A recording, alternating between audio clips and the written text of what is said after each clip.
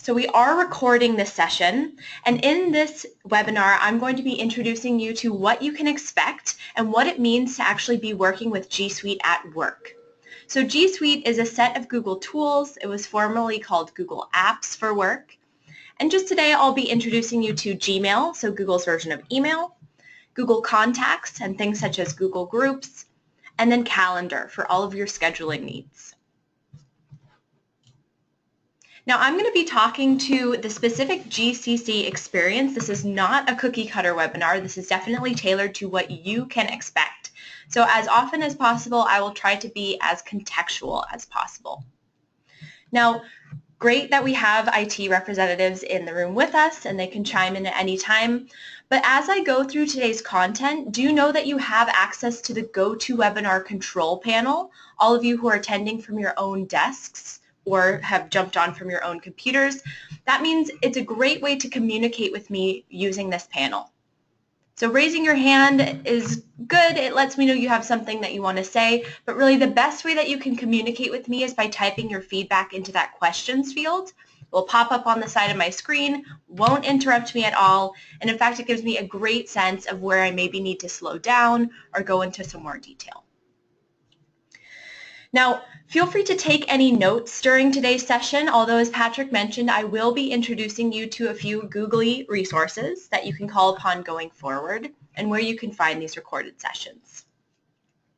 And for the duration of the session, I will have a majority of your lines on mute. So again, please feel free to use this questions field. Now, in order to get started, that actually ends the housekeeping items here. So at this point, I will turn off my webcam to give the screen some more real estate. And Daniel, if you wouldn't mind, you might want to turn yours off as well because it maximizes the screen visibility. And I will close this down and we'll kick off the demo. All right, so hopefully everybody can see my screen right now.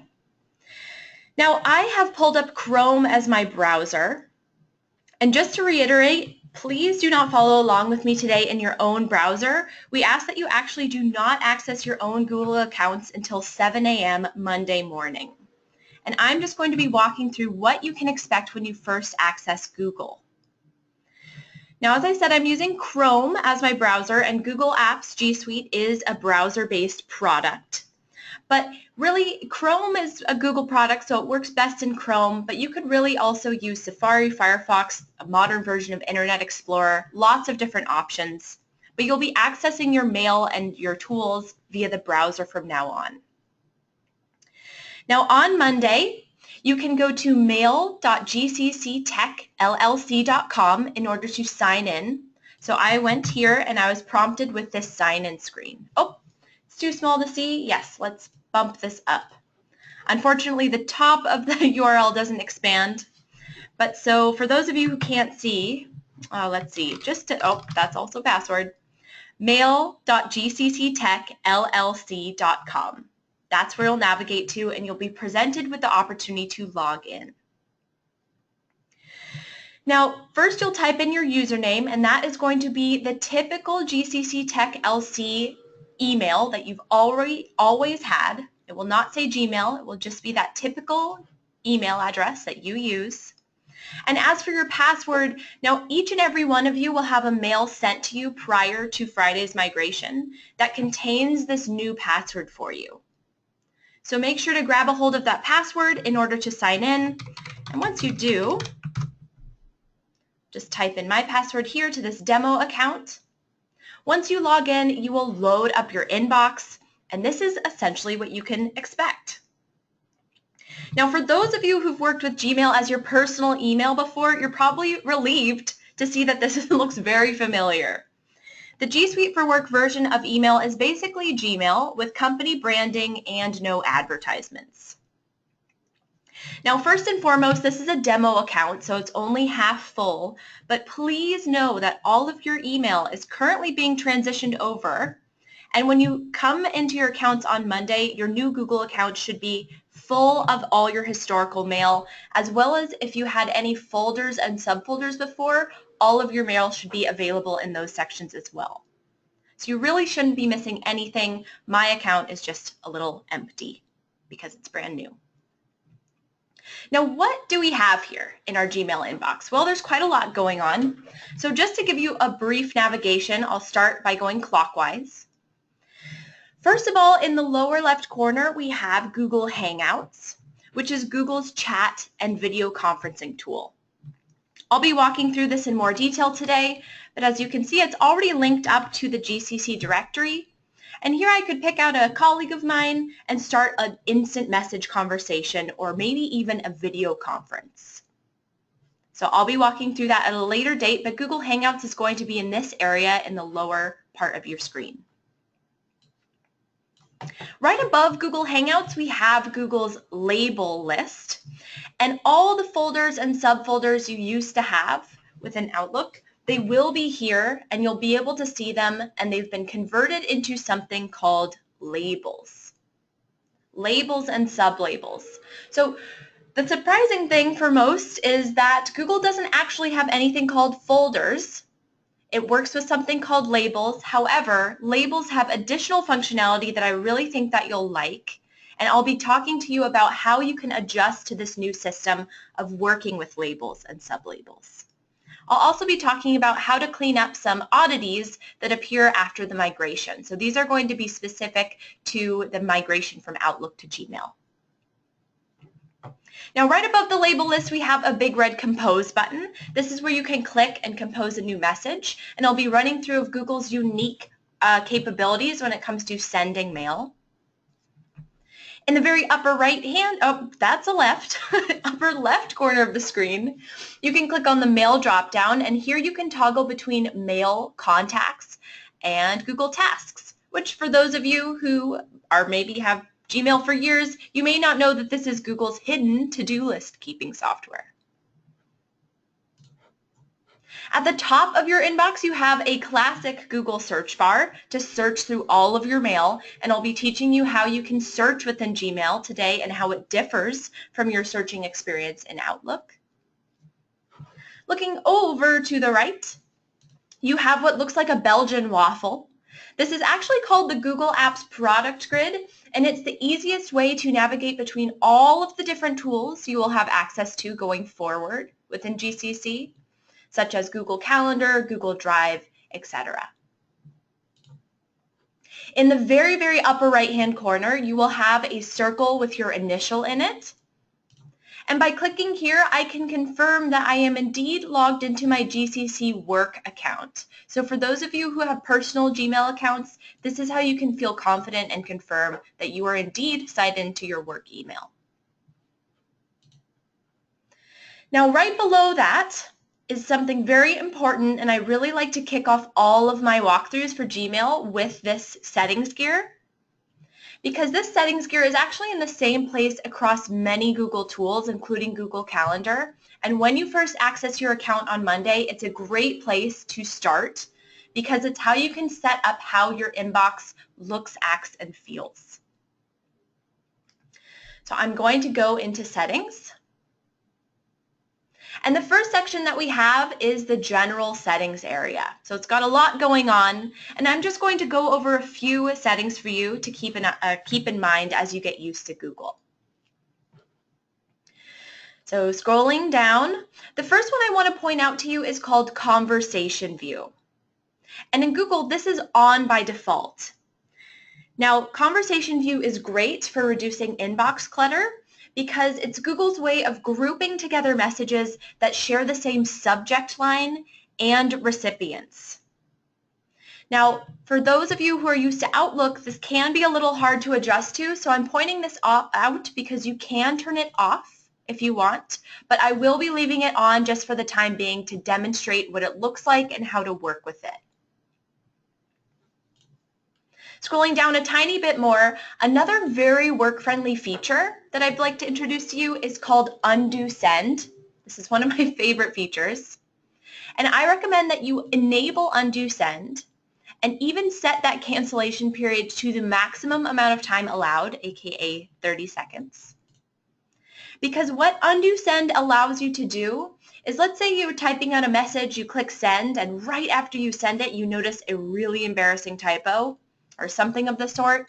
Well, with undo send enabled, you can actually cancel that send, and in the meantime, your recipient will have no clue that you had egg on your face. Scrolling down just a bit more, your signature can also be found under General Settings, and your signature does migrate over as part of the migration. So if you'd like to just check to see that it came over all right, it was formatted correctly, has links, images that you want, feel free to investigate. One thing about Google as you're setting up your signatures is do make sure that your signature is not all the way at the top of this box. Give it some room to breathe by making a space in between the top of the box as I've done here. But most importantly, feel free to check this box as you're getting set up. Because without it, by default, Google will put 2 dashes ahead of your signature, and it also tends to toss your signature at the very end of a conversation exchange where it can be difficult to see. So if you check that box, then the dashes are removed, and your signature is now at the end of your reply where everyone expects to see it. Scrolling down to the very bottom of the General Settings area, those of you who've used personal Gmail for years may not know that this is where Google's version of Out of Office is hiding. It's very optimistically titled Vacation Responder, but like in Outlook, it's similar to you, so you can turn it on, set the dates when you're going to be out of office, and then include a message to all the correspondence. Now, one difference between Outlook's Out of Office and Vacation Responder is that you cannot differentiate a message between internal and external correspondence. It's one message fits all. Okay, so now looking back up at the settings toolbar, I next want to introduce you to the Labels tab. As I mentioned earlier, labels are Google's version of folders, and there are 2 types of labels. System labels, which are things such as inbox, sent, trash, etc., labels that will always be there. And then there are custom labels, which you can think of as the organizational structure that helps you organize your mail even further.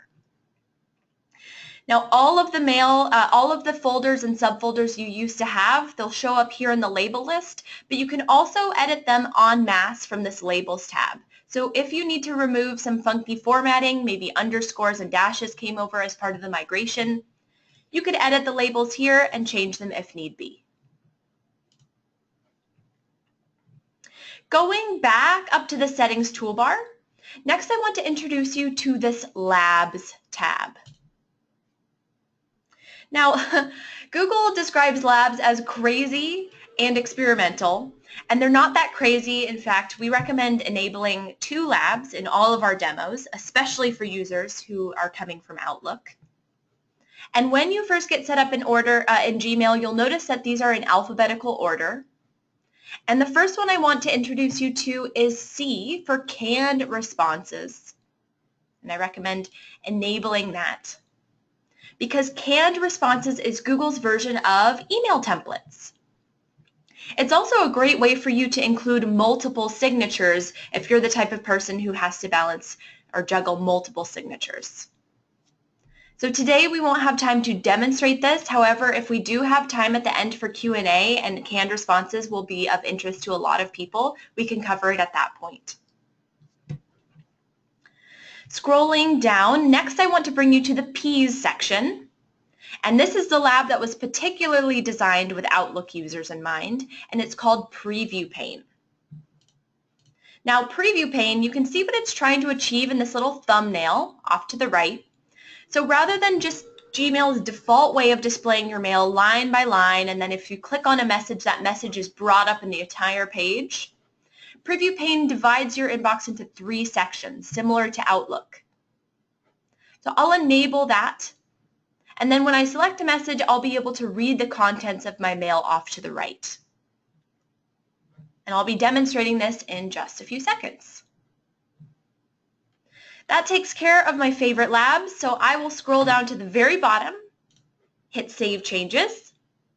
My inbox will refresh, And now we can get started to talk about all the fun things related to composing a message, interacting with your mail, and organizing your mail. Just before I move on, however, for 26 people out there in all the classrooms, I have noticed that the questions are a little quiet. So if you're really biting your tongue and holding back, please don't be afraid. Type your questions into the questions field and I can view them and address them as I go through the presentation. So I'll do my best to work them in as we go along, and I'll also be pausing regularly for questions. All right, well, no questions are coming through. So if that's the case, let's talk about how to interact with Gmail. Now you'll see that by default, Gmail lists out your messages line by line. And if I was to read this message from Marilyn, for example, you'll see that now this entire screen is dedicated to it. Any unread messages that I have will be in white with black bold text. And if I've read a message, as I just did now, you'll see it turns gray and is unbolded.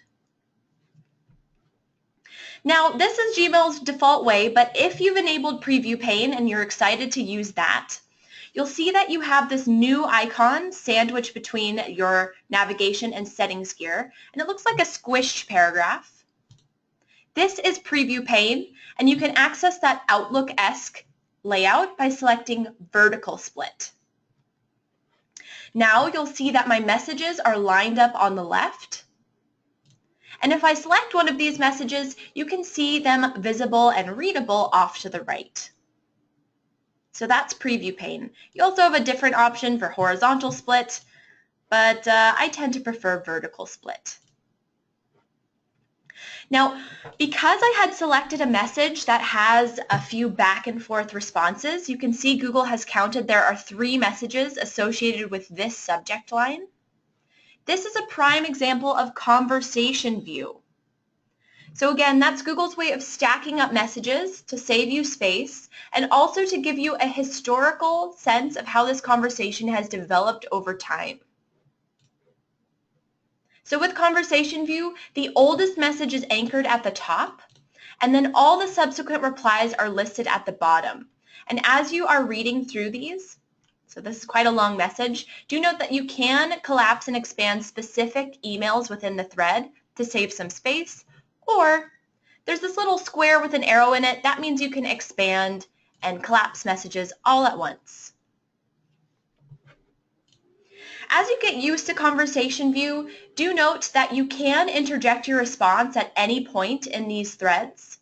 So let's say at this point before somebody else's response, I wanted to interject and say, "Great tip, Nina."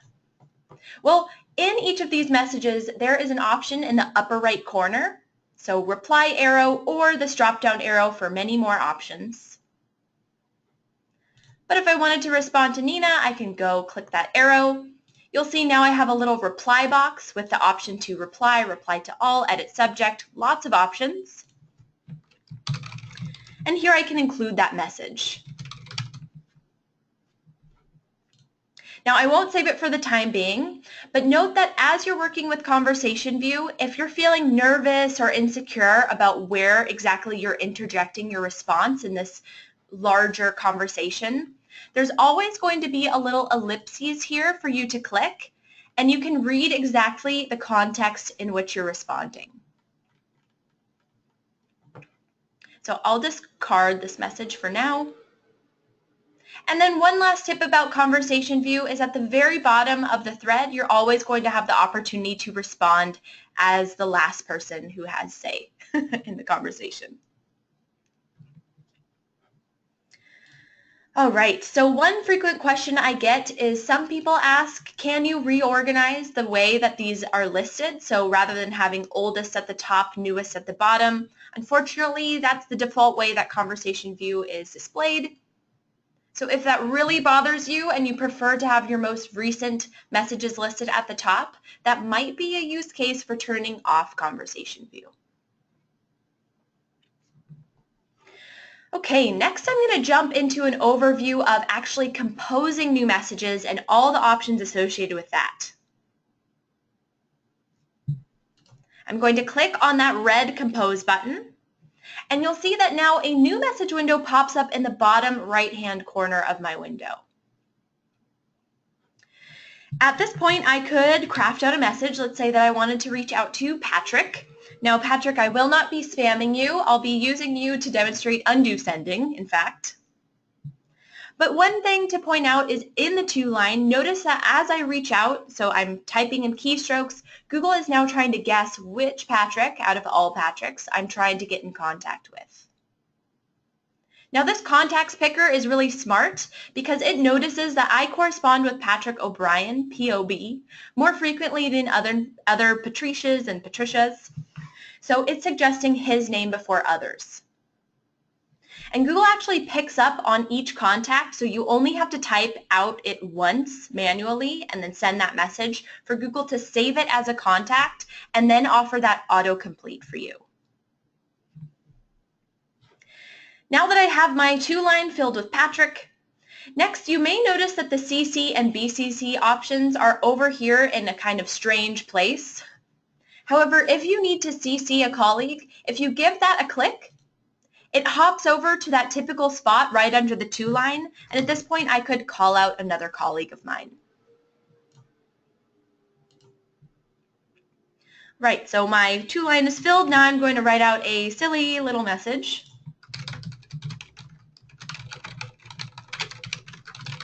Okay, and as I go to hit that send button, you'll probably realize the stupid mistake I'm about to make. But luckily, thankfully, Google catches it as well, and this is a really neat feature within Google because every time you write see attached or find attached or I've attached and then you haven't attached anything, Google is going to warn you with this pop-up. So for those of you where this is maybe too tiny to read, you wrote see attached in your message, but there are no files attached. Send anyway? Well, no, in this case, I recommend not just going on autopilot and clicking OK to get rid of this pop-up, because if I were to do that, then this message would send. So that's one thing to note. Google's pop-ups are worded a bit differently than they are in Outlook, so don't just go on autopilot. Make sure to read things over before taking your action. All right, so now I have an opportunity to include my attachment, and within Gmail there are a few ways for you to do that.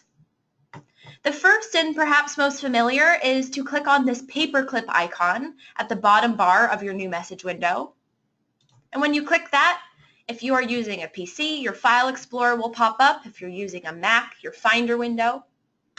I'll select this Excel document here, click Open, and now you'll see that it's loaded at the bottom of my window as a hard copy attachment, along with an indication of how much space it's taking up. For those of you who are able to use Chrome as your browser, Chrome has an additional awesome feature where if you have items on your desktop, for instance, I have this Word document here, you can click and drag items into your new message window for them to be attached. Now that only works in Chrome. Last but not least, one of the best options, well, I like it a lot, is the options to include an attachment via Google Drive. So Google Drive, I won't touch upon too much today in detail, but it's basically like an online filing cabinet. You're going to be able to upload documents and then access them similar to Dropbox or OneNote, other softwares. But so Drive is this little triangle, looks a bit like a recycle icon. This is the icon for Drive. If I've uploaded files there before, maybe a large PowerPoint or slide deck or spreadsheet, I can select this item. So this is a PDF that I've stored digitally. I can select Insert, and now you'll see that it's included as a hyperlink attachment in my email. And if I was to click on this, or my recipient was to click on this, they'd then open up a tab in their browser, and they'd be able to read the content here. So great, I've included my attachments, and at this point I am ready to send this message to Patrick. Now, to demonstrate sending and undo sending, first I'll kick this off by clicking the Send button. And one step before I can send, Google is helpfully pointing out that right now the item in my drive is private. So what permissions do I want to grant Patrick here? Well, I want him to be able to read the PDF. So at that point, I'll share and send. And now that my message is going through time and space through the interwebs, you can see that there's a yellow alert at the top that says, your message has been sent, undo, or view message. Now this undo option is the option I had enabled in my settings. And if you can recall, I had set a 30-second window. And at any point within that 30 seconds, I can click. My message to Patrick has been canceled. That send is canceled, and it's pulled back up as a draft for me to edit. Now again, you can click send and then undo send an unlimited amount of times. There's literally no limit. But one trick to working with undo send is that if you wait longer than the time you had set for yourself, so if I wait 31 seconds, or if I get distracted and start reading through my other mail or click view message, for some reason that undo option will disappear and you are no longer able to pull your message back. So once it lands in Patrick's inbox, it is there to stay. There's no way I can pull it back. In that sense, it's a bit different from recall in Outlook. So one last tip when working with undo send, as long as this yellow alert is up, I really recommending sitting and pondering, do I really want this message to go out? And if you have any inkling of doubt, that's a great case to click undo because there are no repercussions. Okay, so that takes care of some of the basics about composing a message, and I don't actually want to spam Patrick today. So rather than just closing down this message, I want to discard it completely. Note that if I clicked on the X in the upper right-hand corner of my message window, this would close it down, but it would save it off as a draft. So to get rid of it completely, I'll actually click on the trash can icon and poof. Now I have no more drafts. Next up, I'm going to talk about Google's new system for labels and what you can expect now that all of your folders and subfolders and all the mail in those folders and subfolders will come over into Google as labels. Before I launch into that though, I just want to make sure that everybody who has a question has an opportunity to type that in. So we'll take a miniature questions break. I'll wait a few seconds to see if something comes through.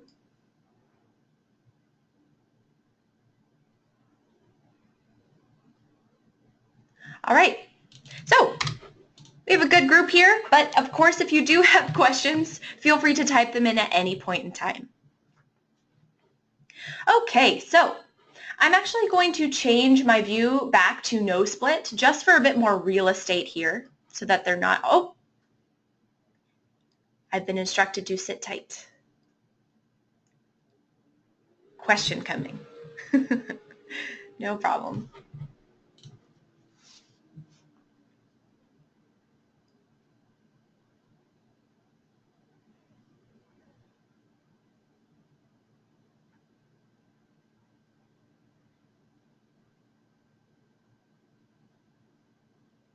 Ooh, Eileen. Who will have access to the documents that are stored and how secure is it? That's a great question. So that opens up a bit of a can of worms that I wasn't planning on getting into today. So that's an introduction to Drive, which Drive is not going to be fully utilized by GCC until a later date, I believe an unknown date, once some files will be moved over into it. But by default, when you use Google Drive, anything you upload there, that is private entirely to you. So if you want to store your own personal files, take them off your desktop, put them in Google Drive, nobody else has access to those. From that point on, once you have things in Drive, you can decide if, as I did just now with Patrick, if you want to grant access to those files individually to people. And how secure is it? Well, I'd say it's very secure. Google has lots of governments as customers, so they are using G Suite and they are uploading their confidential and government documents in the cloud. So it is very secure. It passes a lot of people's criteria. So hopefully that reassures you. Now, Patrick, was the question from Eileen the one that you also had on the tip of your tongue? Yes, okay. And then also, are tasks going to transfer over from Outlook rules? Oh, Outlook notes, sorry. Well, I have to double check. In the modern migration software, yes, generally it can. So I will have to get back to you on that. I'll have to sync with our engineers in order to ask, so I'll make a note about that. Okay. All right. Oh, okay. So if you have a question about sorting, I'll actually be getting to that when I talk about searching. So we will be talking about that in detail. I know that that's a frequently asked question. Okay, so let's talk about organizing your mail. In order to see Google's options for organizing your mail, oh, James has a question about task lists. So James asked, can you share task lists with other users? So once you have a task list going, Google, these are really kind of more private task lists. You can email the task list to somebody, but it will come as a bulleted list, so it's not quite collaborative. However, James, if we have some time at the end, I can show you one of my favorite Google tools that's actually under-advertised, in my opinion, called Google Keep. And that allows you to share and collaborate on task lists with others. Now, I don't believe anything migrates and populates into Google Keep, so you might have to start from scratch, but it is a good option for you if you're interested in collaborating. All right, so when it comes to organizing your mail, in order to get to these organization options, you can either read a message or you can select a message. Either way, we're looking for this toolbar to appear at the top. And these are all your message for options for organizing your messages. The first option that's available to you is called Archive. And Archive in Google does behave differently than archiving in Outlook. Archiving is really a way for you to keep your inbox tidy. So, for example, my inbox is very tiny to start with, but let's say I wanted to archive this message from Marilyn in order to reduce the mail in my inbox even further. I'll click that Archive button. That message has been sucked out of my inbox, and it's been moved beyond the More drop-down to a section called All Mail. You can see it here. Now, a little bit misleading, there is no section called Archive. So when you archive a message, it does go out of your inbox and into All Mail.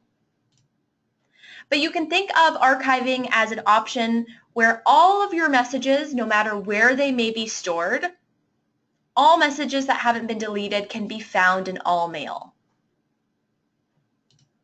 Now, the reason why Archive is useful, and I'll actually take this message out of Archive and move it back in my inbox.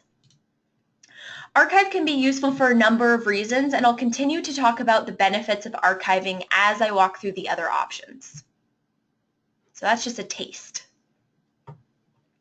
All right, one button to the right of Archive, we have the Report Spam button. And Google's spam filters are very strict, but if you happen to catch any mail sneaking through the settings, then you can use the Report Spam button to catch it. Now, Google will study the email address and the contents of that message to see what you had marked as spam. And the next time you receive a message of that sort, it will actually skip your inbox and toss it directly into spam. One thing to note about spam is also on Monday, sometimes Google spam is a little too keen, a little too aggressive, and it can sometimes catch messages that shouldn't be flagged as spam. So when you first get into Google, I recommend checking out your spam section from time to time just to make sure it's not inappropriately flagging things as spam. And just as Google learns what you mark as spam, it also can be taught what isn't spam. So once you find these messages, you'll have the option to select it by checking a little box next to it, and then there will be a not spam button. So you can rescue any important mail that way, and Google will learn over time. One to the right of report spam. Next up we have the trash can icon for deleting your messages. And deleting your messages is very familiar to everybody. However, the action of deleting mail in Gmail is a little bit more serious than it might have been in Outlook. So, for instance, if I delete this message from Marilyn, it's been taken out of my inbox, as I would expect, and moved beyond the More drop-down into my trash. Now, trash, when you delete a message within Google, trash is kind of like a purgatory, because now that I've deleted this message from Marilyn on February 2nd, this message now has 30 days to sit and wait in the trash.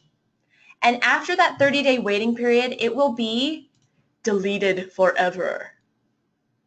Now, data deletion is real within Gmail because if you decide to put a message into trash and it waits longer than that 30 days, it will be deleted for good. Now, this is another great use case for archiving your messages. If you have been using delete classically to tidy up your inbox or maybe have messages out of sight, out of mind, you might have deleted them, but now in Google you risk actually getting rid of data.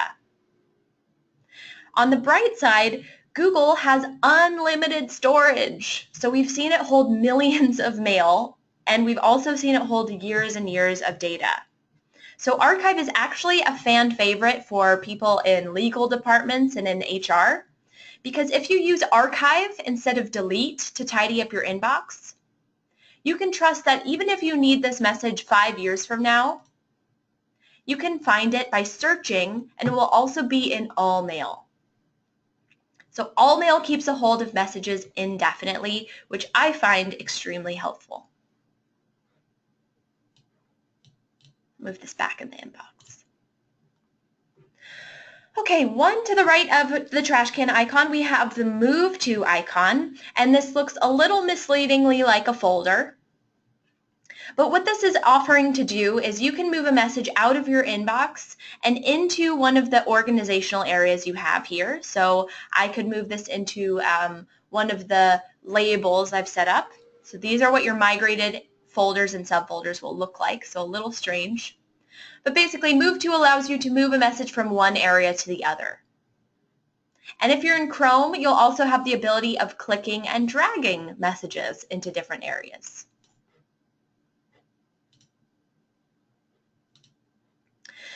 Okay, so Move To, the next area we have, the next option available to us is this Labels drop-down. And I'm going to talk about labels in detail because labels are key in the Gmail experience. You'll see that when I click on my label icon, below I can view all of these sections that I already have set in my mail. So you'll notice that any folder and subfolder you had prior will be showing up here with the option to select it and apply it as a label. So now what does that mean? Okay. I'll demonstrate this by actually spinning up a brand new label. So this message here is from my colleague Marilyn. And what if I wanted to create a section in my inbox that gathers up all messages that Marilyn sends me? Well, I can select this message from Marilyn, use that label drop-down, and I can create a new label that's dedicated to that Marilyn mail. So I'll title that a Marilyn label. I'll hit Create. And now that I've done so, you'll see that this Marilyn label has been applied to the message and is actually visible on the message itself. You'll also notice, for those keen observers out there, that in the label list section, suddenly there's also a brand new Marilyn label here as well. And if I click it to investigate, you'll see that I can find that message from Marilyn. Lo and behold. Well, from the perspective of my Marilyn label, now on the message I have a little inbox label visible. And clicking into investigate, This is really Google's way of letting me know that if I looked in my inbox, I could find this message. And I could also find this message by looking in my Maryland label. So these are the two places where I could find it. One of the best things about labels is that you can apply up to 500 labels to a single message, which means you can therefore find that label in potentially 500 different places. Now that's a little overboard. However, that is the primary benefit to using labels as opposed to folders. Because with the folder, before, if you had stashed this message from Maryland in only the Maryland label, then if you ever needed that message down the road and you were looking through your folders, oh gosh, where did I put it? You better remember that you had indeed put that in the Maryland label, and that is its one resting place. So with the ability to apply multiple labels, you can really find your message in all the places where it might jog your memory. Usually this labels topic is a section that has quite a lot of questions. So before I move on to talking about specific label cleanup in the migration, are there any questions about labeling strategies?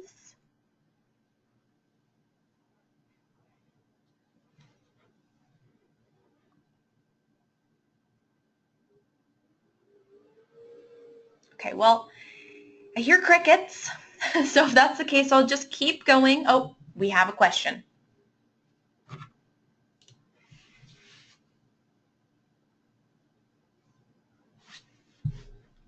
Hi, this is Patrick. Can you hear me? Yep. Okay, I figured it'd be easier to just throw this out there rather than type it and keep you waiting. One of the questions here was, when you apply labels, does it have to stay in the inbox, or can you take it out of the inbox, right? I don't want them in my inbox. You don't want them in the Maryland folder. Right, we don't want them in the inbox anymore after you've applied the label. Right. You want to get it out of inbox. Correct. And just keep it in the label. Yes, so that is definitely possible, and you can do any sort of workflow that you want.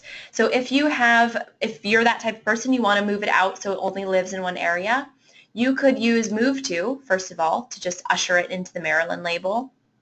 Or, let's see, I'll just apply the Maryland label again to this so it lives in inbox and Maryland. If you're reading the message, you can always X out that inbox label, and then it will also be removed from your inbox that way. So lots of flexibility.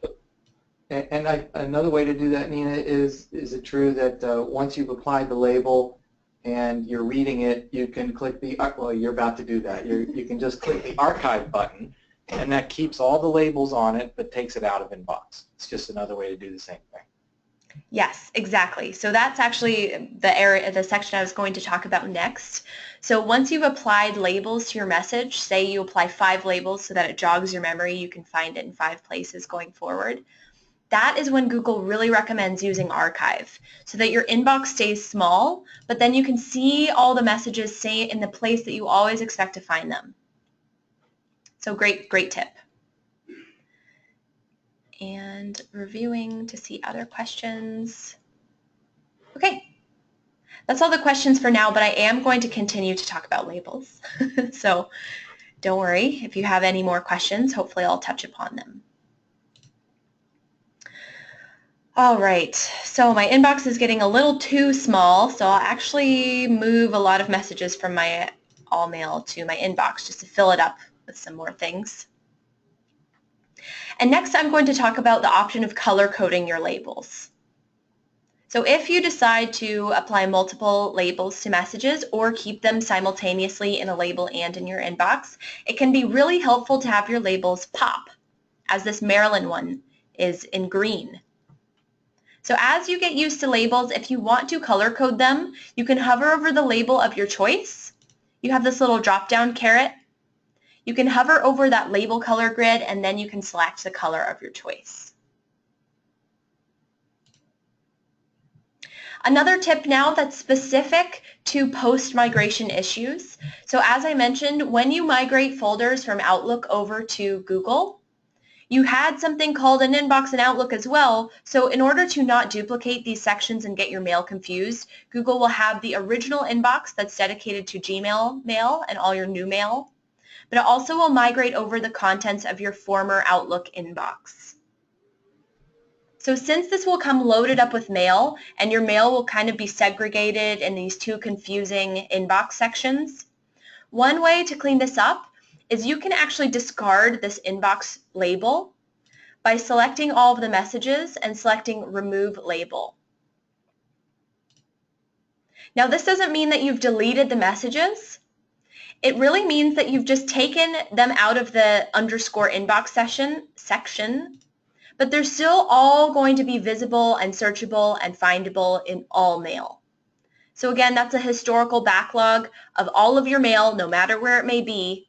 And all it's really done is given you an opportunity now to get rid of this kind of defunct older inbox. Now again, if you come over and you notice that the inbox is a master folder and your folders that you used to have come up as sub-labels, sorry, lots of terminology here, but just make sure to kind of move around the mail in whatever system you want by either using Move To move it into a new label system that you've spun up, or click and drag if you're in Chrome.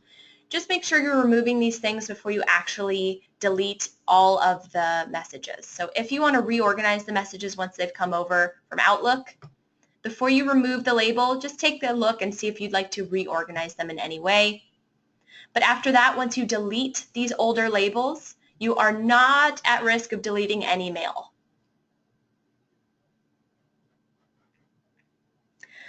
Okay. So next I'm going to talk about searching through your inbox. Nina? Yes. Question on the removing labels. I think this will be really important for folks to have a handle on.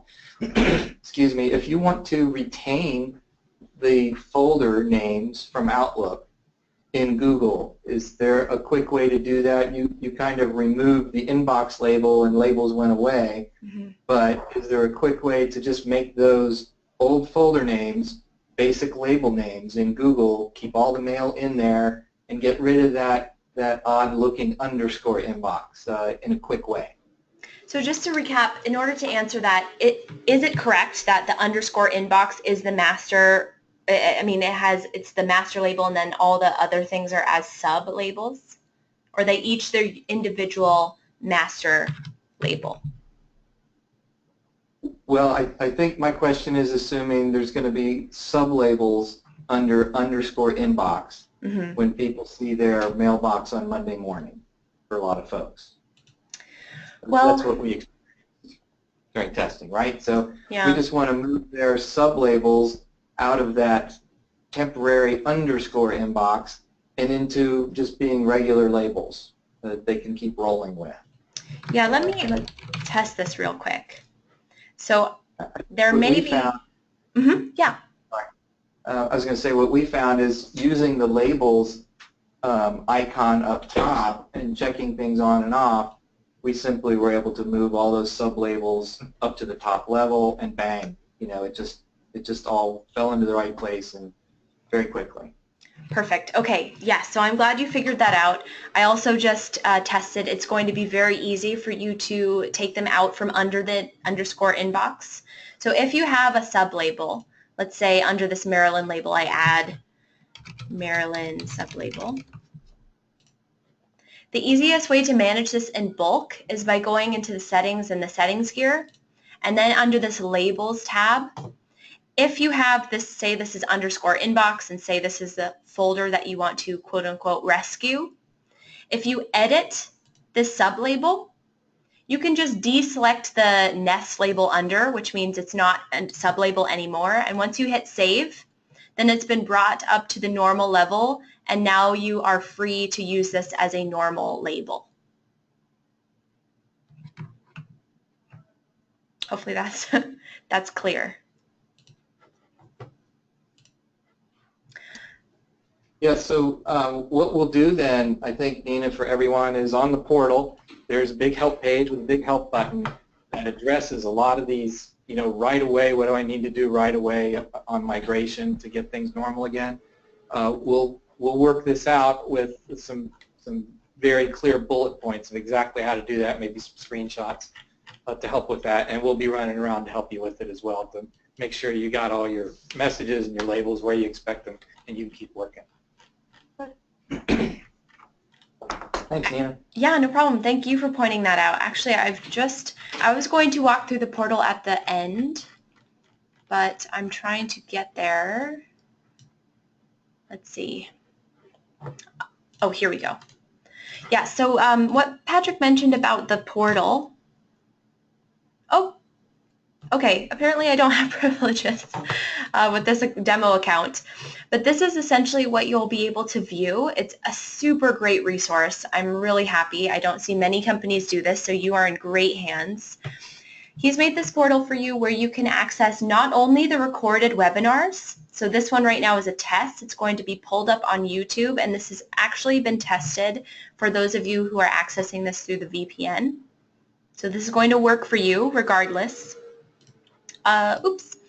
But then also, not to mention, there's that help section that Patrick was talking about, and he's rounded up a ton of really useful Going Google resources that can walk you through any questions you might have when you're on the brink of reaching out to help desk. You might be able to find it under this help tab.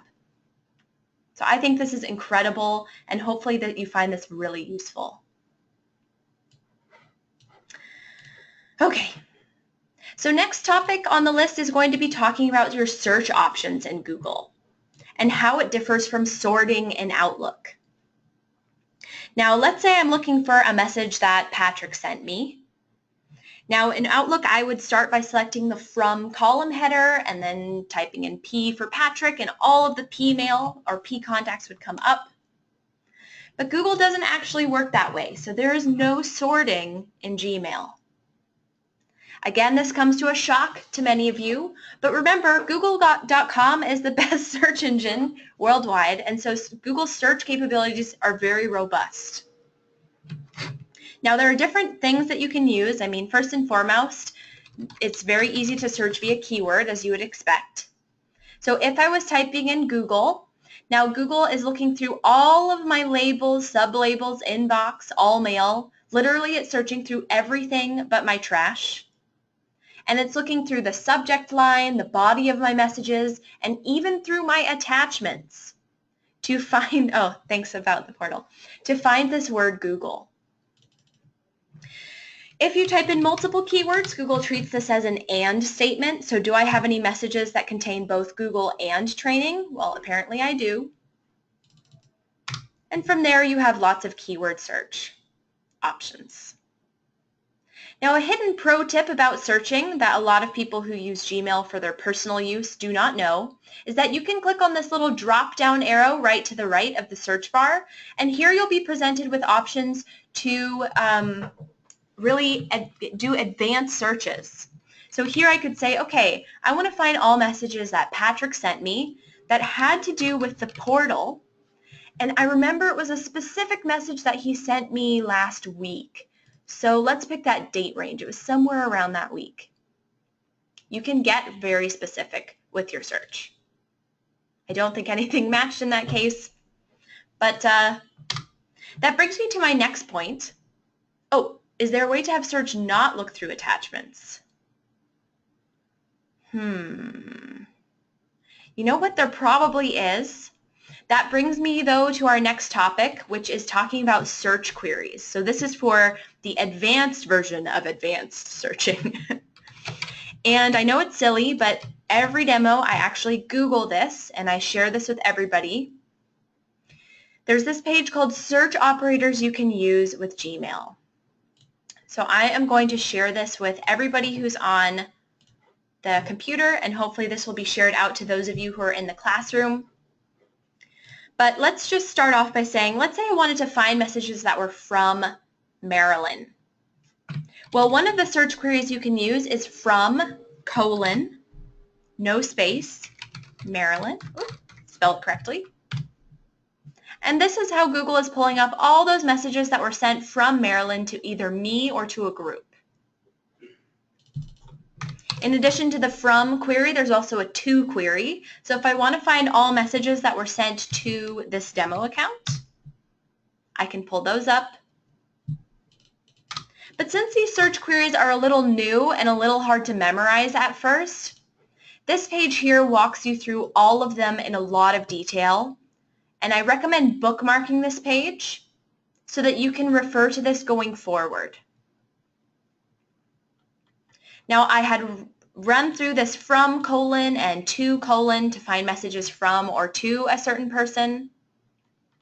But scrolling down, the one that I want to point out is the ones that have to do with dates, because the inability to sort via date is usually something that is of concern to some people. So do note that if you want to find messages that were all sent on a certain date, you use this after : and before : query. So that is year, month, date.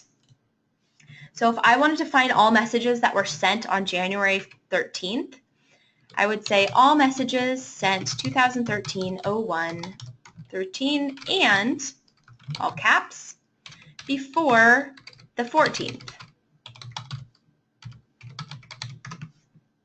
Oh, and it even found one extra one.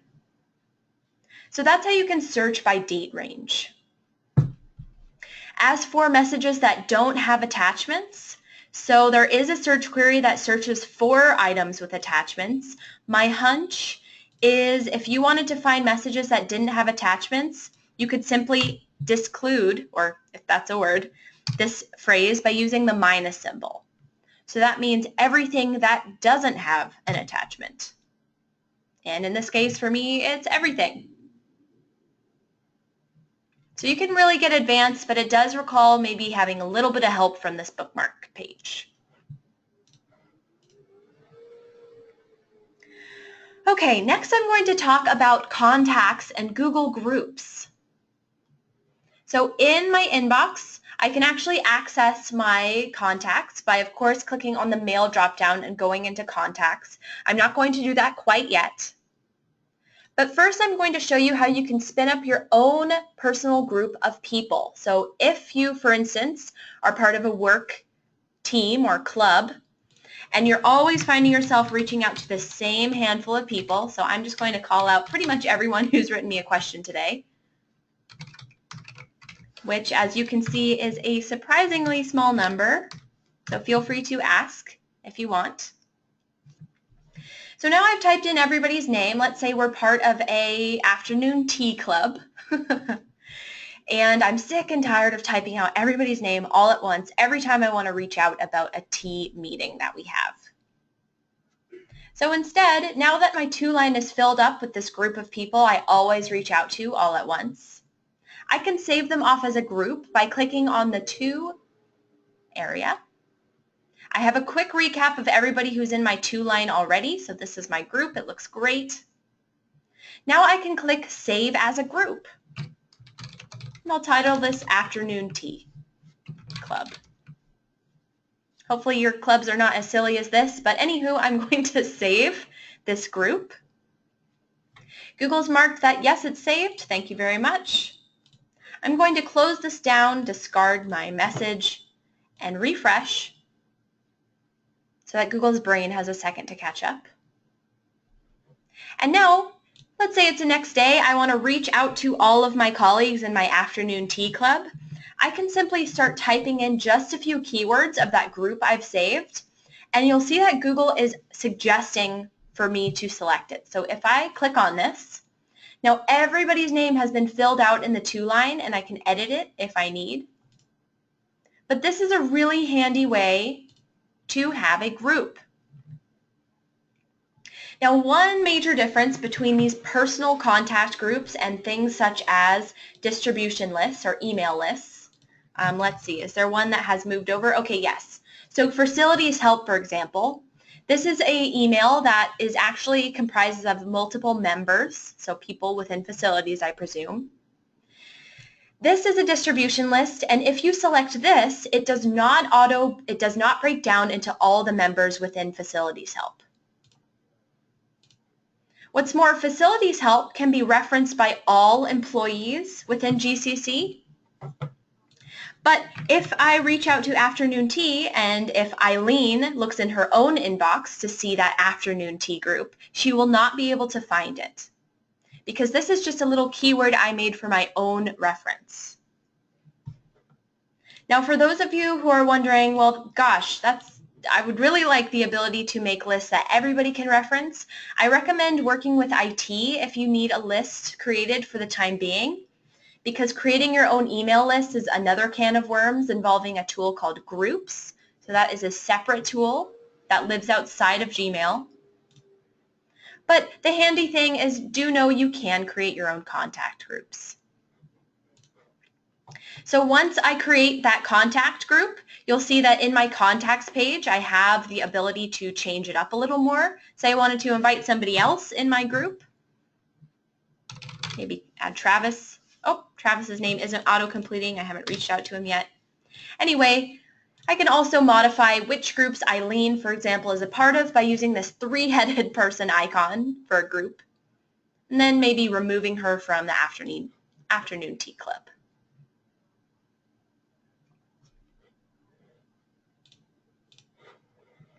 Okay, so with less than a half an hour to spare, I was going to wrap up our walkthrough of Gmail and contacts in order to touch upon Google Calendar. But I do know that I have clipped short Google filters, so that's Google's version of what Outlook called rules. But I just want to be conscious of time and that I'm covering Google Calendars first, because not everybody uses filters, but everybody definitely uses Calendar. Now, before I leave Gmail and Google Contacts, however, are there any other questions or any other topics you'd like me to cover before we move over to Calendar?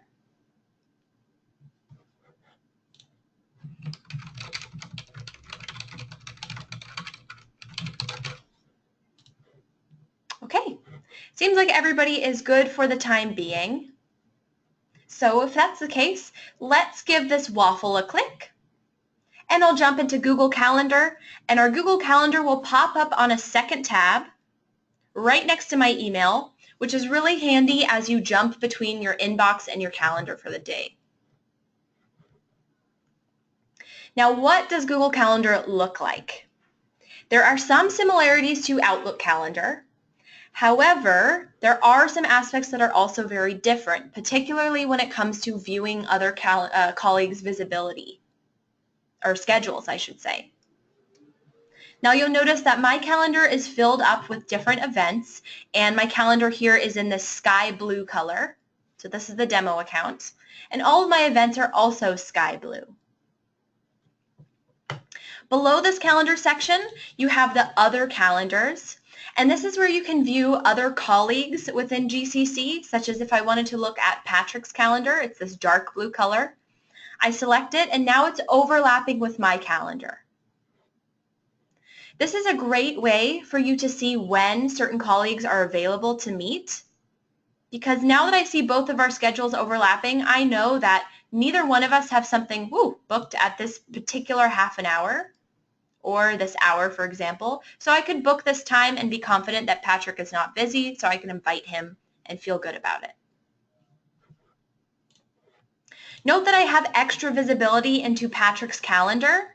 However, here's my work calendar, and you'll see that this calendar only appears with busy blocks. So you can protect your calendar, you can share your calendar. Whatever permissions you had in the past with Outlook, they will have migrated over. So Nina, or my work account, I've protected it so that I can technically still figure out when I could schedule a meeting with her, but I don't exactly have insight into what she's doing and where she is at that time. So that's just a bit of an overview about other calendars. Above the calendar section, you have a Create button, so big and red, just like in Gmail. You can click that and then spin up some event edit details. At the top of your calendar, you have a search bar similar to Gmail with the drop-down for more advanced search options. To the upper right of your calendar, you have a daily view, a weekly view, monthly view, and a daily agenda readout if you like to print your calendar agenda for the day. And then last but not least, just like in Gmail, you have that familiar settings gear.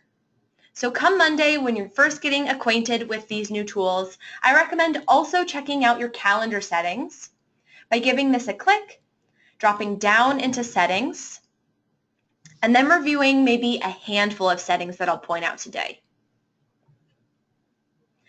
First and foremost, I really recommend checking that your current time zone is correct. So right now I have Eastern Standard Time as my primary time, but if you correspond with other participants across the country or even across the globe, you can add an additional time zone to your calendar. So for example, I'm over here in Los Angeles, so my secondary time zone will be Pacific Standard Time. I'll label that, and I'll show you how this looks side by side on my calendar in just a minute. Scrolling down, lots of different ways for you to tailor your calendar. You can reduce weekends out of your view by changing a few things around. You can cut down the time that the default meeting is. Lots of options to explore. But two of the options that are a little bit of a mystery to new users from Outlook are these two here: show events you have declined and automatically add invitations to my calendar. Show events you have declined, well, this is on by default, and this is suggesting that even if you can't attend an event, Google is still going to plot it on your calendar. It will be faded and it will have a line through it. However, if you do feel that this creates calendar clutter, feel free to turn this off. Automatically add invitations to my calendar. This is more for the situation where, let's say I invite Patrick to lunch every day of this week, and he hasn't even had a chance to get back to me yet. In the meantime, by default, Google is going to plot out all of those lunch invitations at 12 o'clock every day on his calendar, even if he hasn't said yay or nay. So for those of you who maybe don't want that and want to have more control over what is actually on your calendar, you can change it to these more secure options. Or not secure, I should say, more limited options. Okay, I'm going to save my calendar. It's going to reload. And now that it's loaded up, you'll see that I have Eastern Standard Time right here as my primary time, so it's 11. But I can also see what time it is in Pacific Standard Time. So this really helps with scheduling to make sure that at 9 a.m. I am not inappropriately trying to schedule something for my colleagues on the West Coast. Okay. So now let's talk about actually scheduling some time with your colleagues and all your options for editing event details. Well, before I launch into that, I wanted to talk about calendar privacy or sharing. Because as you can see, let's say Nina is a close colleague of mine. Well, it is myself, but let's pretend she's a colleague. I actually need to see more detail about Nina's schedule, because if these meetings were held in a different building, then I would want to know where I could meet her. So I would ask Nina to share her calendar with me. If you want to share your calendar with people, or if they're asking for them to have more access into your calendar, aside from just these busy blocks, you can hover over your own calendar name, click on that little drop-down caret, and then you can see the Share This Calendar option.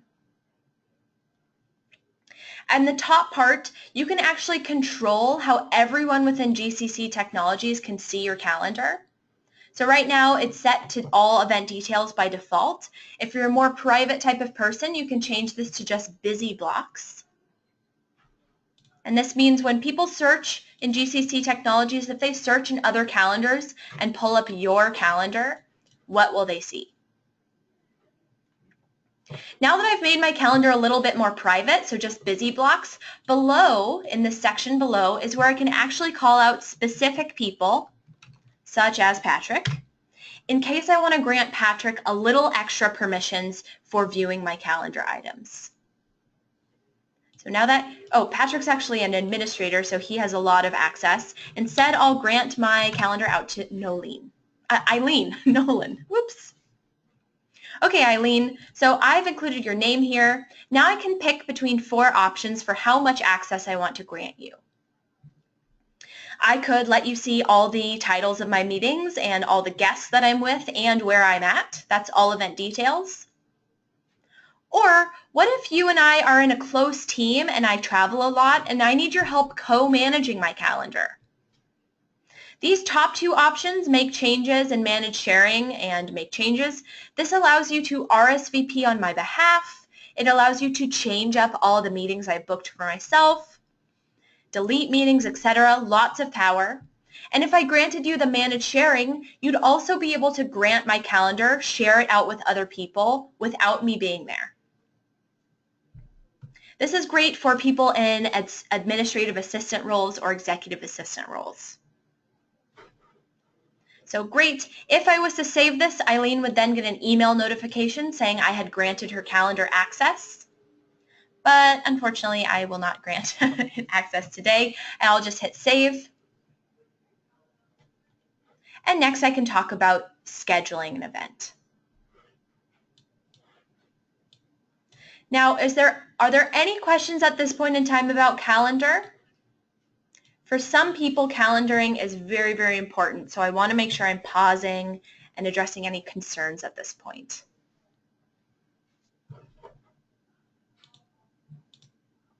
Question. Turning calendar views on and off. So are you talking about if you're viewing a colleague's calendar like this and your calendar's looking cluttered? As in having them appear. Oh, okay, so I have two calendars selected. I can deselect them so they create less of a cluttered view by either deselecting them one by one, or let's say I'm looking up a bunch of colleagues and viewing their calendar. It's very cluttered at this point. You can reduce your calendar view to just your items in one go by hovering over your own calendar and then displaying only this calendar. That trims it down for you automatically.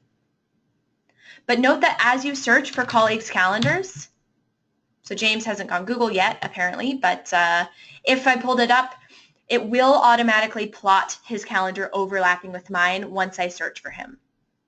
But you can give that a click and it will turn off. Okay, good question. Yeah.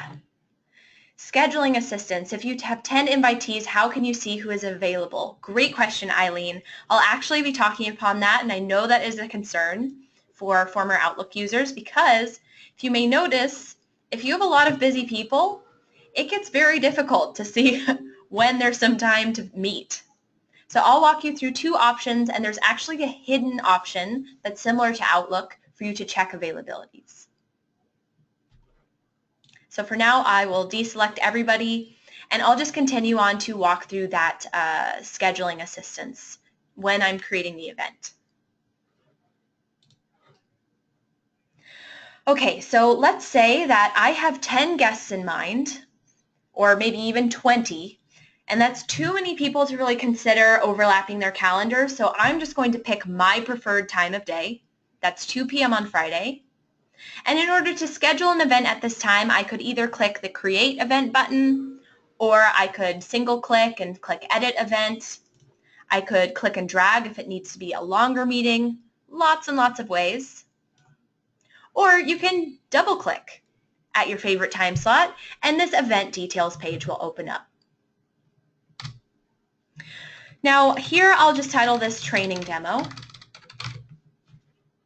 Below I can confirm the date and the time that I picked, so I actually want to make this 1 hour meeting. Below that I have the option to select all day and repeating meetings, so all day is going to put a bar at the top of your calendar. Repeating gives you lots of options for selecting what type of frame you want, and it has this really great verbal readout at the bottom so you can be sure you're doing what you want. But the meat and potatoes of choosing your event details really happens in this bottom portion, so the event details and the find a time section. Now let's talk about, first of all, before we go live in Google, you won't have the ability to see the room, so unfortunately I can't demo that. But next to this guest field, you're also going to notice an opportunity to pick certain rooms if you need to book a conference room. And if you were to select that room, then it would automatically fill into the where line. Otherwise, the where line is plugged into Google Maps, so if you're meeting off-site, it should be really easy and accurate. Okay, next I'm going to add in all my guests. So I had a group of 10 people, and I won't be spamming you. I'm just going to be running through the list here, see how many people I can remember. Okay, so I have quite a handful of people here. Now, how the heck will I know that they're all available Friday at 2? Well, Google gives me two options from this very window for doing that. One is suggested times, and the other is find a time. So first, suggested times. When I click on this, Google has actually looked through everybody's schedule, and it said, okay, Nina wants to book a 1 hour period of time with them. So what time of day will work for everybody here? So these right now are all times, so Saturday and Sunday are coming in here right now for the time being, but you can change that by setting your working hours. That's a feature within settings. So right now Google doesn't know that you don't work on weekends. But here I could say, okay, Monday at 3 looks like it works for everybody. I select that and it changes the time. Alternatively, find a time is more of an Outlook way of viewing people's schedules because it pulls their calendars up side by side. And if you had selected a room of your choice, it will even pull up the room's calendar. And at this point, you can click and drag this blue bar, maybe expand it. It looks like everybody can meet at this window. And again, the time adjusts dynamically. I am going to go back to the Event Details tab to touch on a few more things. For example, the video call. Video calls are great. It's actually a Google Hangout that's been incorporated into your meeting, and these are going to be included by default. And you can choose to remove this if it's going to be an on-site meeting and you can all meet in person.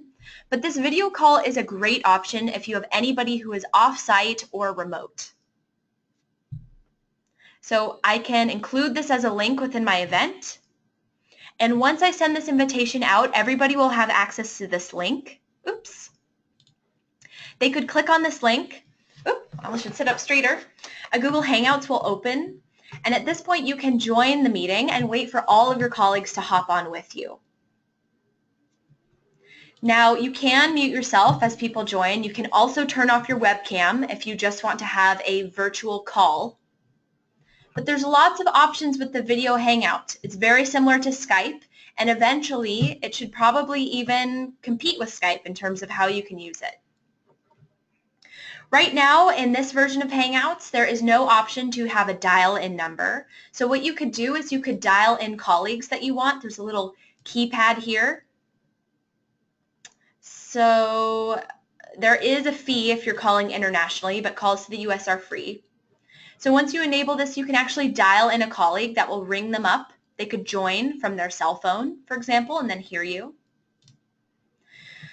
You can also use Google Hangouts to share your screen. So here I have all the questions piled up, as you can see on the side. If you wanted to do a little demo of stuff, you could do that using the screen share button. Going forward, note that this version of Hangouts is pretty robust. But if you need a dial-in number to be advertised and not just a link where you call people in, there is a new version of Google Hangouts coming out. It's in beta right now. We have access to it at SADA, but you don't quite yet. But it does include a dial-in number. And let's see, are we able to show this? Okay, yes. So as you can see, the future tool is going to be called meet.google.com. It's going to be just as easy to include in your meeting. It's very beautiful, as you can see, but it includes that dial-in number. So hopefully this can be a good solution for you all going forward. Okay, so we have a video call. Below that, I have a description, so maybe this is where you want to include an agenda, list out why you're meeting. You can include an attachment if you want, so that's a hard copy attachment or an item from Google Drive.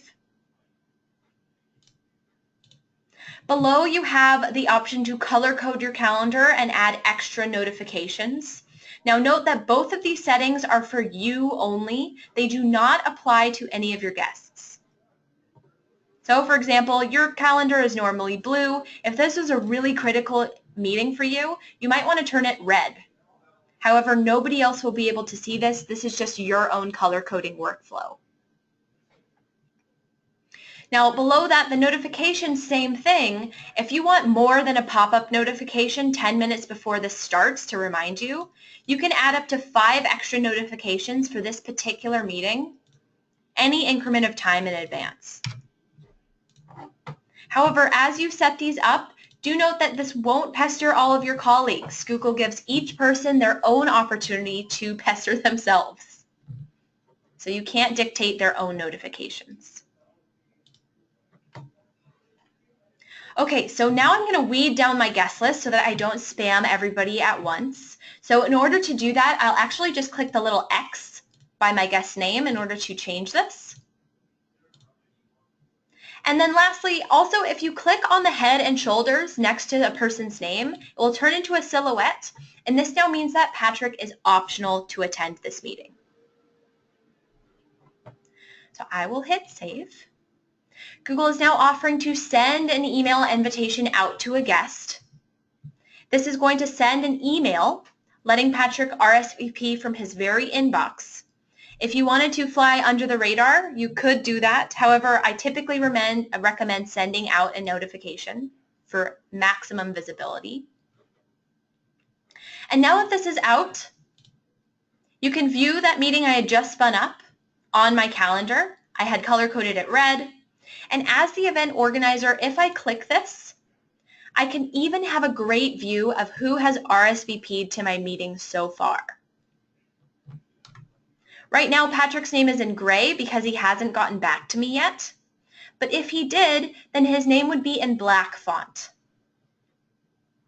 If he couldn't attend, then his name would be crossed out, so he would have a line through his name. Same goes for me. I can RSVP from my calendar if I want. So if I can maybe attend this, I'm going to see a question mark here. If I can't attend it, you'll see it faded out with a line through it. Lots of control for RSVPing, both within calendar and in your inbox.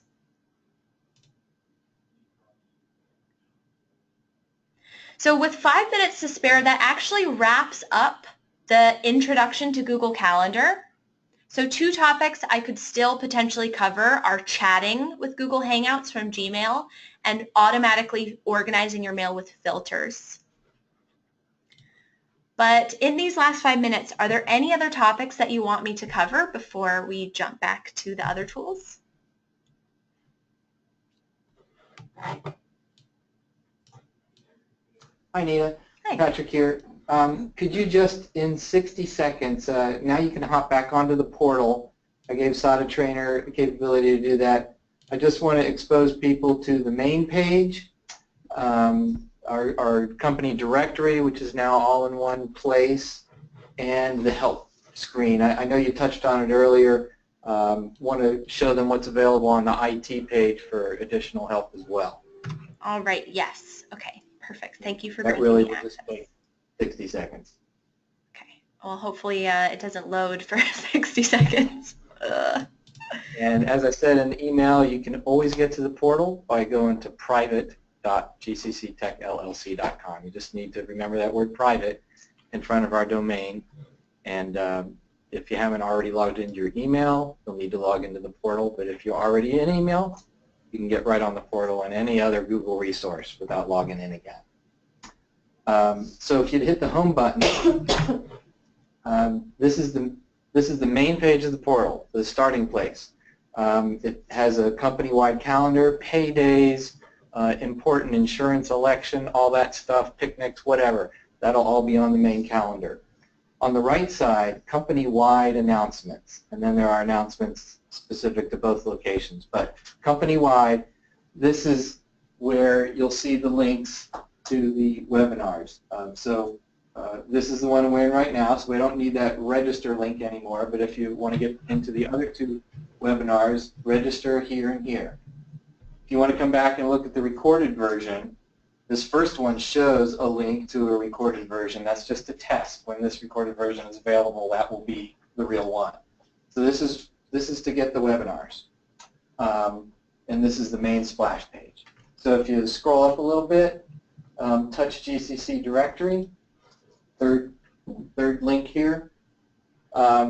This, I believe it's all fixed. There's probably a few people we still need to put in, but this conglomerates both headquarters and contract people. We're all one team, so we just have one directory, and now you can sort it how you want. On SharePoint, you used to have to just, I think it was sorted by extension number. It wasn't even alphabetical or anything. But you can use the sort button under any of these fields and sort it however you like. And then click the IT tab. So this is the public IT page. This is how we can help you. And I've put in some links here to get you going right off the bat with our conversion. There's a help button up here, which I'll touch on in a second, but right on the IT page, you click this, it tells you how to update your email signature, and whenever possible, these are YouTubes to really help you through things, visually. It's a lot easier to get through a YouTube than a document. And even setting up your out-of-office autoresponder, there's a link right there. And other things too, how to take care of your voicemail, new employees. Jump right on the portal, you know how to set up your voicemail. And then the help button at the very end. These are a lot of other help topics, and even right under the help button, if you hover over help, Nina, there's some links here that take you right to things. How to set up Google email on your Android phone and on your iPhone. Those are, I think, YouTubes help you get to it right away. So there's lots of help here. I do also want to plug the timesheet button. Don't click it, but hover. And as you know, we're going through a big time sheet conversion that Rhonda's working on. These are the links to our old system and our new system, which Rhonda will be sending you emails about, but we have links to get there from our new portal. As soon as that's available, you can use that. Great. Thanks, Nina. Yeah, no Probably 90 seconds. Oh, yes. Okay. James wants me to go back and address the sharing task lists. Let's see. Oh, well, okay. James, then I will connect with you privately, but if you could share the wealth afterwards by sharing that around, that would be great.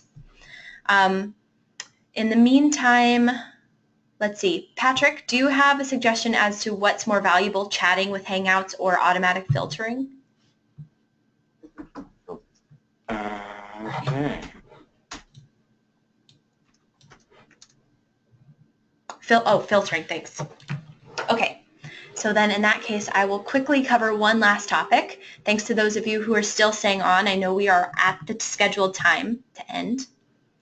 But real quick, so for those of you who had rules within Outlook, there are actually, they don't have the easiest time migrating over, so you will be asked to recreate them in Google as filters.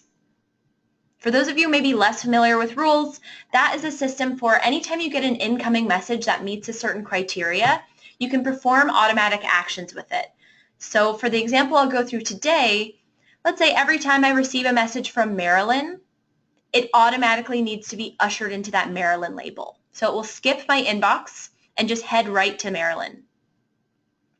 Now to set that up, first it really helps to pick an exemplary email, although it's not required, it's just easy.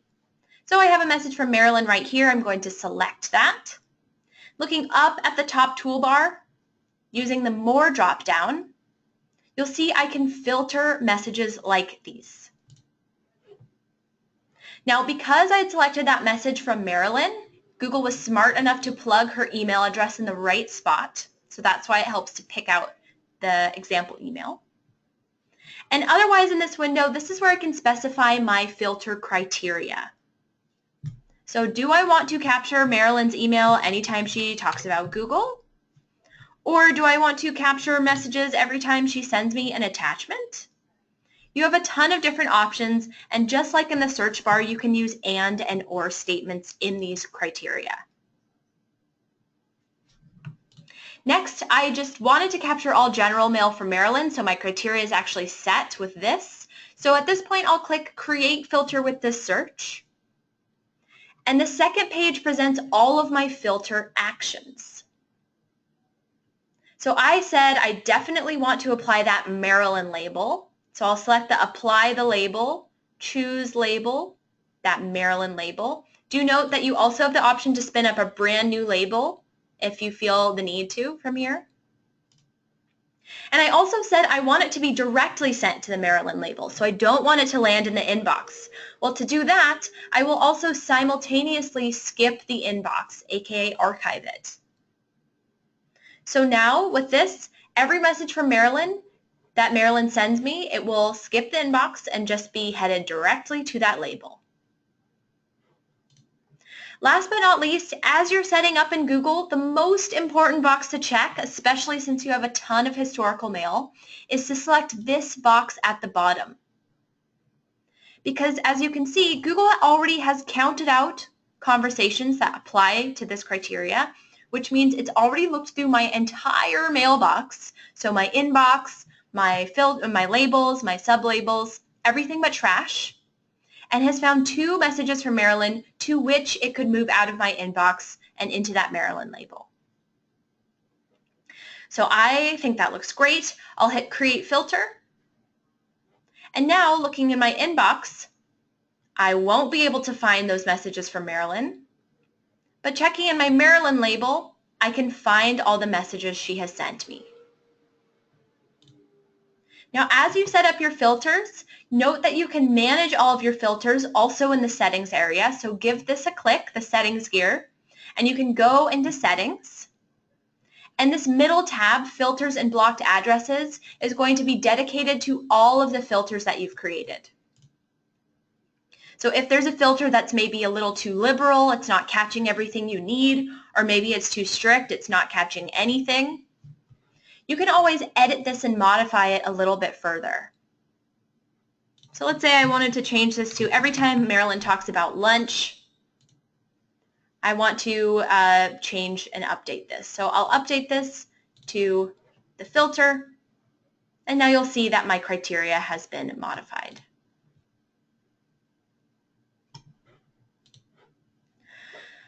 Okay. So that about wraps up this intro to G Suite. Now, I came from Outlook to Google when I first joined this company, and I absolutely loved it. I became a power user, and I honestly can use it for so many things. And I really hope that you have fun as you get used to Google. So, Patrick, if you want to have any closing remarks before we wrap this up? No, Nina, you hit everything on the head there. Thank you so much. You've obviously done this once or twice before. Thanks for taking care of us. I have a question. Okay, so we got some questions. We do have 2 more webinars that Nina can tweak for some different topics and such. So I know we're a little over time. Nina, do you have, and I don't want to keep everybody here. If you need to leave, you're welcome. If you have a question, Nina, do you have another few minutes for some questions people want to hang around? Yes, I do. Okay, great. Thank you, everybody. We can only use Internet Explorer. Is that going to have any effect? That's right, and we already know that, and we've tested out these. I'm sorry. You can't use YouTube as blocked. We tested YouTube this morning over the VA VPN, and Our regular ones are blocked. I'm sorry, regular where? Regular towers. So the people that aren't on VPN don't have access. Okay, piece of cake. We can definitely control that. So I'm sorry, your original question was IE. Yeah, are we going to have issues with Internet Explorer? No, Internet. The only things. Okay, where? Here or on the VPN? We're going to have to be connected to the VPN at all times. That's right, and that's what we've been testing. So the only things that we know are not available on the VPN are Google Drive and Google Docs, and that's why we're holding off addressing those right now. Everything that Nina has talked about here works on the VPN. With the exception of Hangouts. With the exception of a part of Hangouts. You can still do chat. You can do the messaging, instant messaging with each other, but the video part does not work over the VPN because there's a plugin that the VA won't allow for video only. Everything else works. Mail, calendars, contacts, our portal, instant messaging, chat, YouTube, all that will work on IE over the VPN. Okay. Does that answer your question? Yep. Does chat have a group chat feature? Yes. Yep. You can invite all your contacts and have a group chat, and it'll save it as a group to reuse later. Anything else? Okay.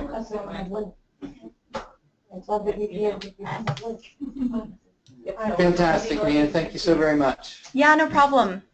James, if you don't mind sticking around, since I do have a little bit of extra time, everybody else can hop off. I can talk to you about Keep. Okay, and one follow-up for me. How will I get the link to the recorded session? So when I close this down, so I'll continue recording as I talk with James about Google Keep, just in case that's helpful. And then I will, it takes 2 hours to render. I will share that with you via Google Drive, but then you should be able to download that and upload that up to YouTube. So 2 hours. Perfect. Excellent. Thank you so much, Nina. Yeah, no problem. Thanks so much to everybody who joined today. Okay. Bye-bye then. Bye. All right, James. Let's talk about Google Keep.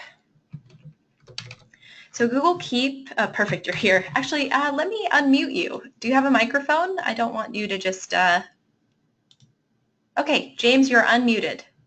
Okay, you can hear me? Yes, I can, perfect. Okay, good. All right, so Google Keep, you can navigate to it, but it's hidden in the waffle. So anywho, if you decide you like this, the best way to navigate to it will go to keep.google.com. And I'm going to mute. Let's see. Wait, James, are you in a room full of people, or is that a different microphone that I'm hearing? No, I am in a room with another conversation taking place, yes. Oh, okay. Got it. Okay.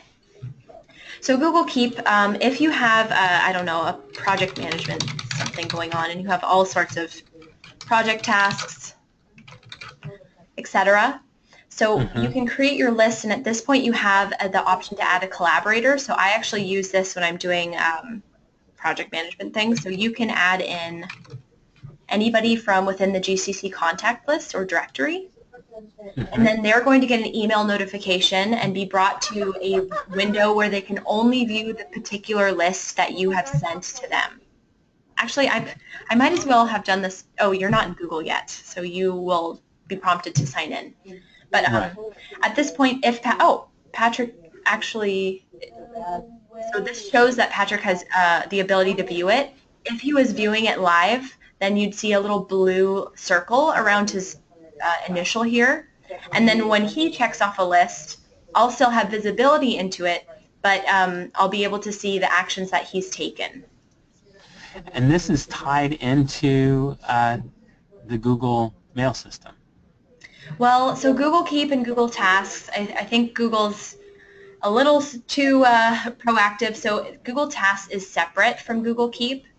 So if you're interested in managing to-do lists and sharing them out, then I'd say forget about this private Google Tasks and instead just switch your habits to Google Keep. So it lives within your work account, but it's not really linked to Google Mail. Okay, so you have to just go into the so any person I attach a list to, they would have to go into here and go into Google Keeps as well. It wouldn't be in. They wouldn't be in. Well, if I put them on the list, then they would be notified as an email, correct? Yes, actually. So I just added my work account, and I can show you what that looks like. Please ignore the mail that I received. No, that's all right. I will. Oh, okay. Oh, so much has come up. Let's get rid of this. I should be notified soon.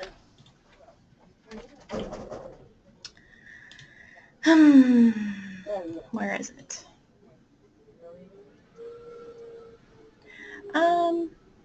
Okay. Maybe I'm not seeing it.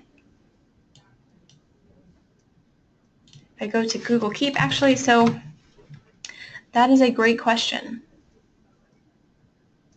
I thought that you were notified via email. Oh, it just appears here.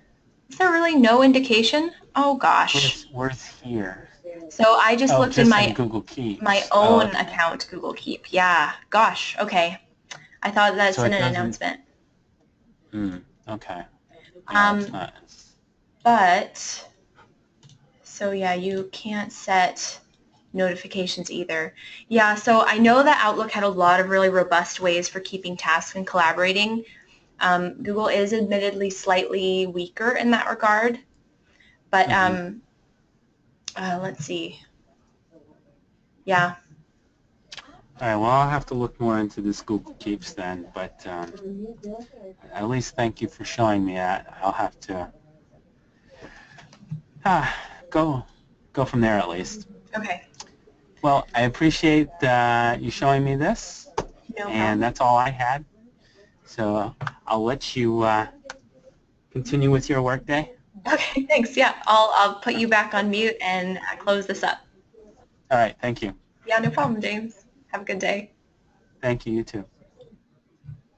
All right. Bye, everybody.